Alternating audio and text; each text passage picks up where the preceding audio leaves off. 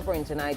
Closing arguments are done and the case is now with the jury for the second-degree murder trial of John Honore. He's on trial for the death of 73-year-old Linda Frickey, who was violently carjacked a year and a half ago in Mid-City.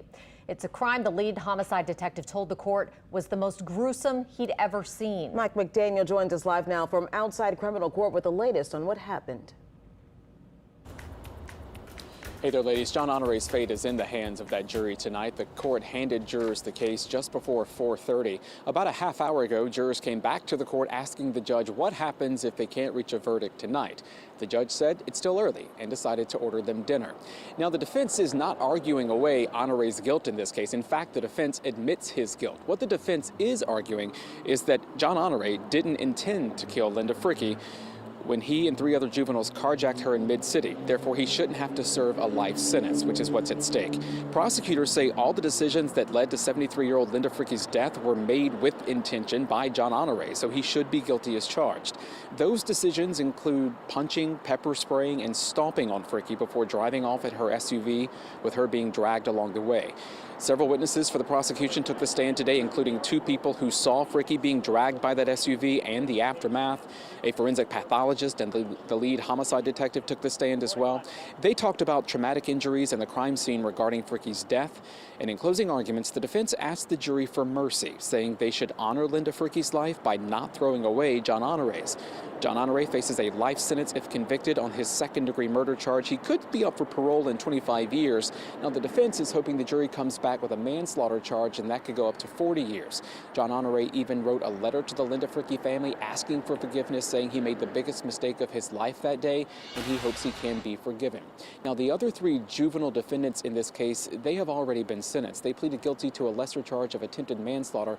That was last week. So John Honore is the only one who stood trial, and again, his fate is in the hands of this jury tonight.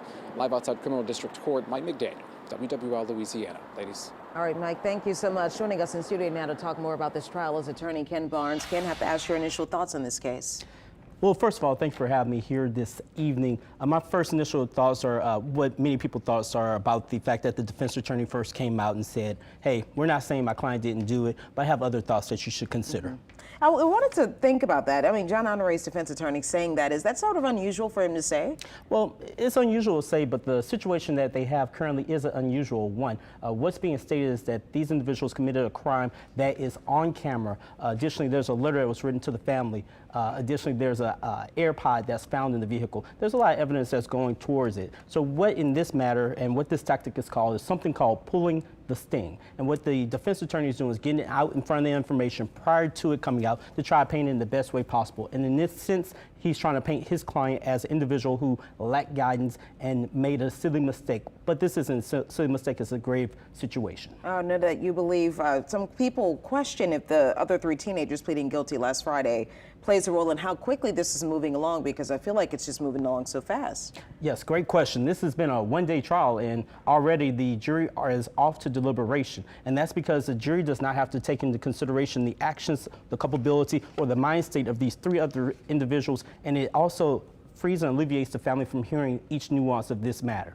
So what the jury is now focusing on is just the culpability of Mr. Honore in this. All right, Mr. Ken Barnes, thank you so much for joining us in studio. Of course, we'll be following along with the latest of this trial on our website, WWLTV.com, and on WWL social media pages.